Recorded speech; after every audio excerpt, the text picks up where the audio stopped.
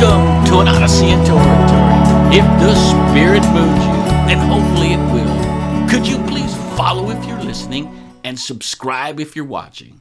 With either, please like and comment and share, as I'm your grateful host, Dan Riley. Working for a major retailer back in my corporate days, I kept a secret few of my coworkers knew anything about. With all the meetings, conferences, seminars, grand openings, and miscellaneous gatherings I had to attend, if a lunch break didn't require my participation, I would drive off to a park if one was close by and sleep on a bench. If lunch was only a half hour, I would go to my car and take a nap. If the gathering was an all-day affair with a working lunch, I was doomed, toasted, fried, and dizzy. When the day finally ended, I'd drive behind whatever building I was at and park under a tree so I could sleep. Gatherings of any type exhausted me. But interestingly enough, I never for a second felt this was a health issue. I just assumed that I bored easier than most, or I had some residual form of ADD from my youth. Then one fateful year, with the help of an author and a seminar, I finally discovered that I didn't have narcolepsy. First, I read a book titled Quiet. It was about introversion by Susan Cain. Secondly, I attended a three-day seminar hosted by Myers-Briggs professionals. Myers and Briggs refer to a mother-daughter team last century who developed a battery of personality tests and typing based largely on Carl Jung's work on psychological types. On their introvert-extrovert spectrum, I tested as an off-the-chart introvert.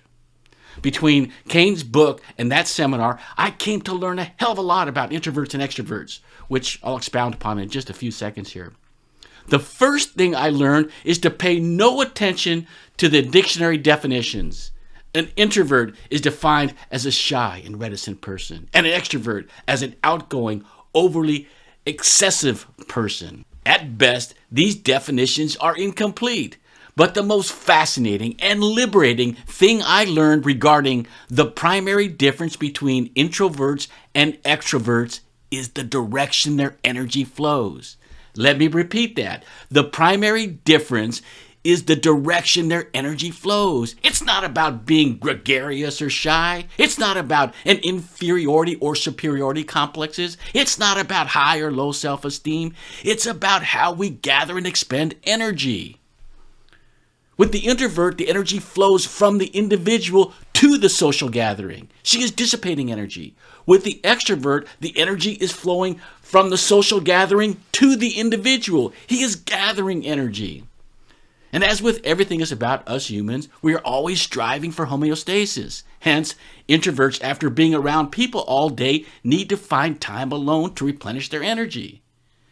Now, this works both ways.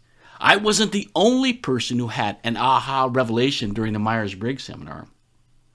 A close friend of mine at work, who at the time was a single father raising a young daughter, tested as an off-the-chart extrovert. With a typical Monday through Friday work routine, he was in and out of social gatherings all day and week long. But he spent his weekends alone at home, except for his young daughter. By late afternoon on Sundays, he found himself completely drained, drifting in and out of consciousness while laying on the couch watching television. Having no adults around to interact with, he was fatigued as I was after all-day meetings. So he adopted this routine. Come around 4 p.m. on Sundays, he would drop his daughter off at his mother's house and go to the local sports bar. That's how he replenished his energy. Both of us instinctively adopted routines that replenished our respective energies. Introverts need to get away from social gatherings. Introverts need to find social gatherings to replenish their energy. Lest you believe this is pseudoscience, in recent years there have been ample research in the hard sciences confirming that the brains and nervous systems of introverts and extroverts works differently. During a functional resonant imaging scan, groups of toddlers were shown pictures of unfamiliar faces to measure how their amygdala, the part of the brain associated with emotional processing, would respond. Sure enough, When the tested toddlers became adults and were identified either as an introvert or an extrovert, the introverts' imaging scan when they were toddlers showed a significantly higher sensitivity to unfamiliar faces than did the toddlers that became adult extroverts. A different study revealed extroverts have a low sensitivity to dopamine vis-a-vis introverts, so they require larger amounts for the same stimulation. And introverts are highly sensitive to dopamine vis-a-vis extroverts, so the same amount released in an introvert causes overstimulation, which has them scrambling for some time alone. Introverts and extroverts also prefer different sides of the nervous system. Of course, for most things, we all use both sides of our nervous system.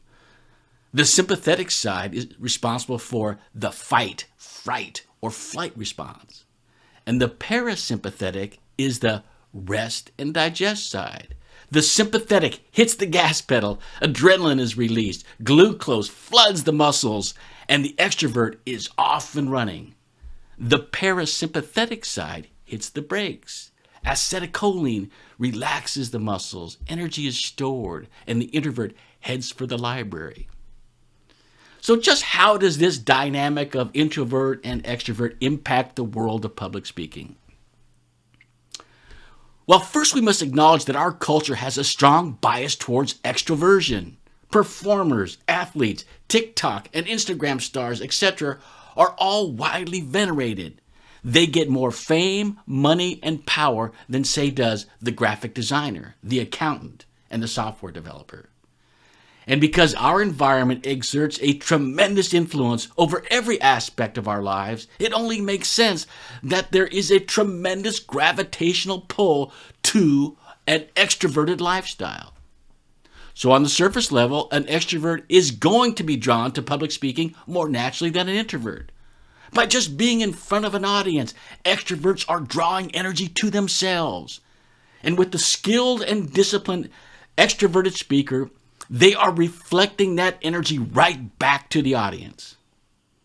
With the best of speakers, this exchange manifests as passion, enthusiasm, and charisma.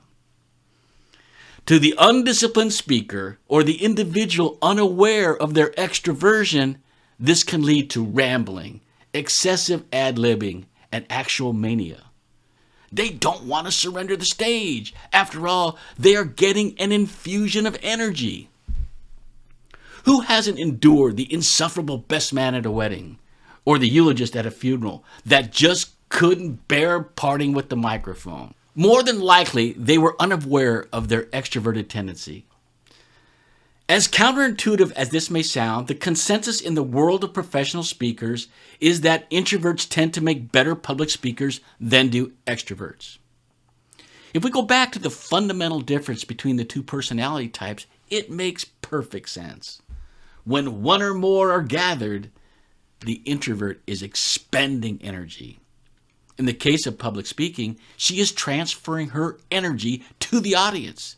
By definition, this makes introverts more audience-centric by nature relative to extroverts. Additionally, speech preparation is right in the wheelhouse of the introvert.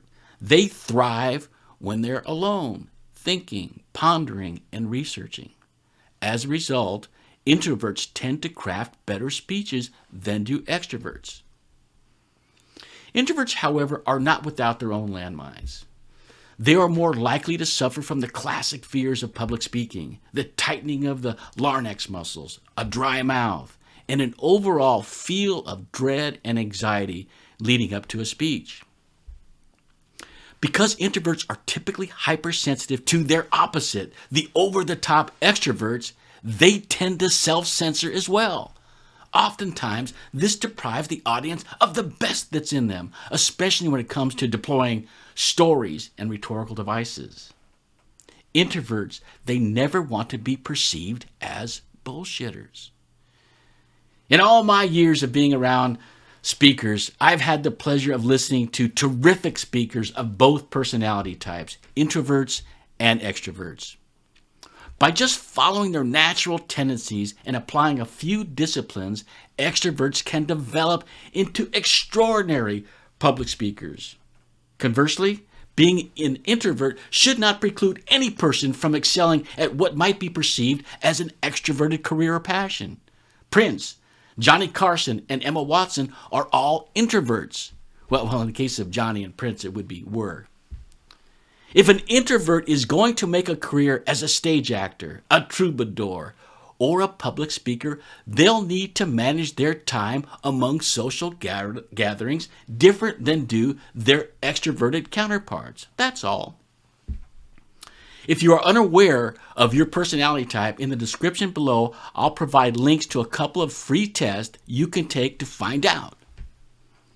But before I sign off here, let me implore you for some help. If you are listening, please follow me on your hosting podcast platform. And if you are watching on YouTube, please hit that subscribe button and share this video. And for that, I'll be eternally grateful. As for today, that's all I have. This is Dan Riley taking you on an Odyssey into Oratory. Until next time, throw up the boat lines, sail away from that sea, catch the trade winds in your sail. We're on the move now.